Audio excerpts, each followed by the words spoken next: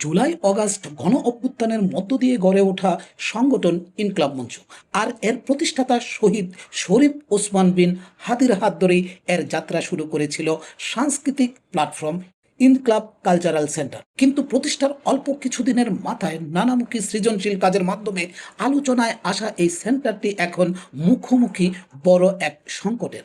সম্প্রতি ঢাকা পোস্টে প্রকাশিত এক প্রতিবেদনে এই তথ্যটি উঠে এসেছে।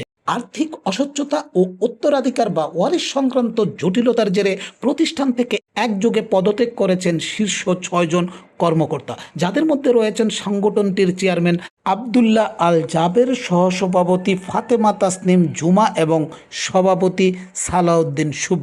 পদত্যাগের ঘোষণায় চেয়ারম্যান আবদুল্লাহ আল জাবের জানান, দলিল দস্তাবেজ যাচাই সাপেক্ষে সেন্টারটি দাবিদারদের কাছে হস্তান্তর করা হবে। অন্যদিকে সভাপতি সালাউদ্দিন শুভ একে অভ্যন্তরীণ জটিলতা ও মানসিক চাপ হিসাবে উল্লেখ করে। অভ্যন্তরীণ বেশ কিছু সূত্র বলছে, এই বিরোধের মূল সূত্রপাত আর্থিক হিসাব নিকাশ নিয়ে।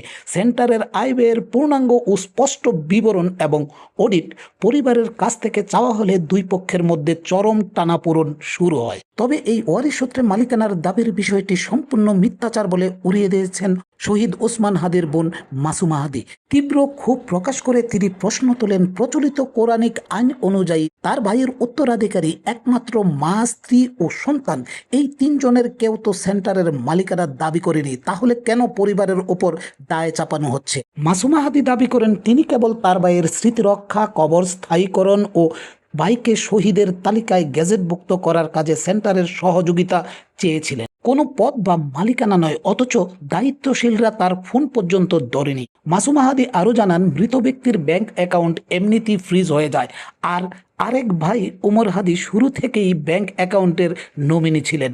ওমর দেশের বাইরে থাকায় বিষয়টি সুষ্ঠু সমাধান না করে হুট করে পদত্যাগ করে শহীদের পরিবারকে বিতর্কিত করার পেছনে কোনো গোপন এজেন্ডা থাকতে পারে বলে তিনি আশঙ্কা করেছেন।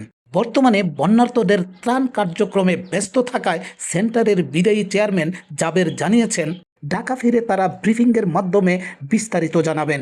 জনতার আমানত হিসাবে গড়ে ওঠা এই সাংস্কৃতিক কেন্দ্রটি ভবিষ্যতে এখন কোন দিকে মোড় নেয়, এটাই দেখার বিষয়।